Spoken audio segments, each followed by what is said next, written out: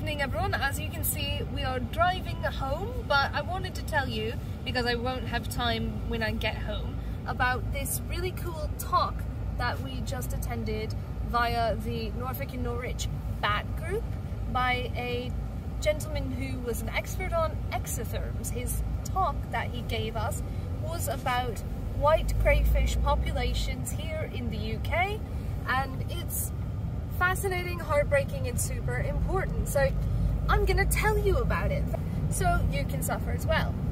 Alright, so it's the 1970s. The UK government is like, what do we need? Tourism and interesting food. Where are we going to get it? Rivers in America. Yes, brilliant idea. Everybody in the American South likes crayfish, so let's just grab some of those and bring them over here. These crayfish were called signal crayfish. They're native to the Americas, but not to the UK.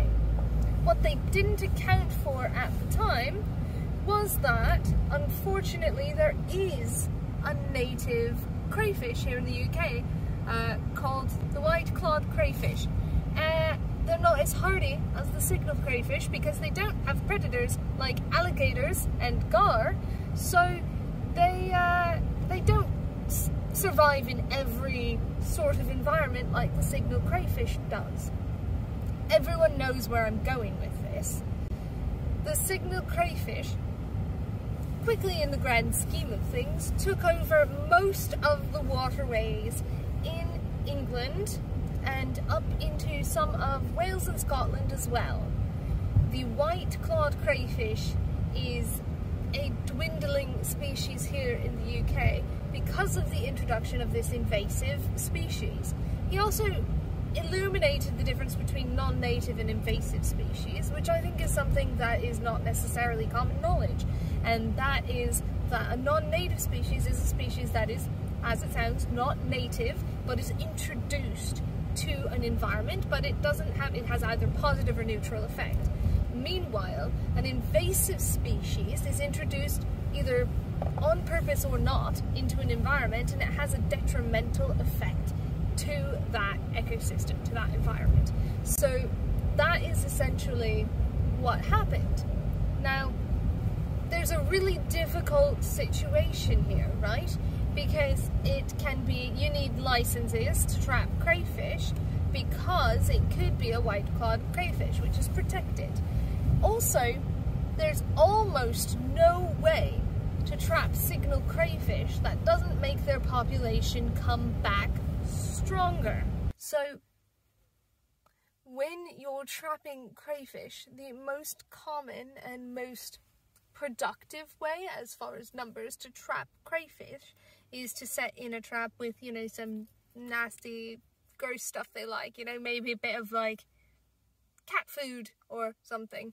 And some of those traps, which are, you know, the size of like, I don't know, a footstool or so, some of those will come up with thousands of crayfish. The problem is, it's not indicative of the populace, because the strongest crayfish are the ones that will have priority for the food.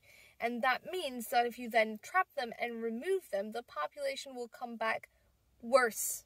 The strongest crayfish are gone, so they aren't fighting off other crayfish, they're not diminishing the population. They can actually cannibalize each other, and if you get rid of them, you have a significant number of less strong crayfish that are all able to coexist and not be cannibalized or bullied or killed. And so it actually balloons the population. These things that were introduced into the UK because in the 70s the government went, wouldn't it be fun if we could fish for crayfish and eat crayfish just like in the American South? You can't. You can't.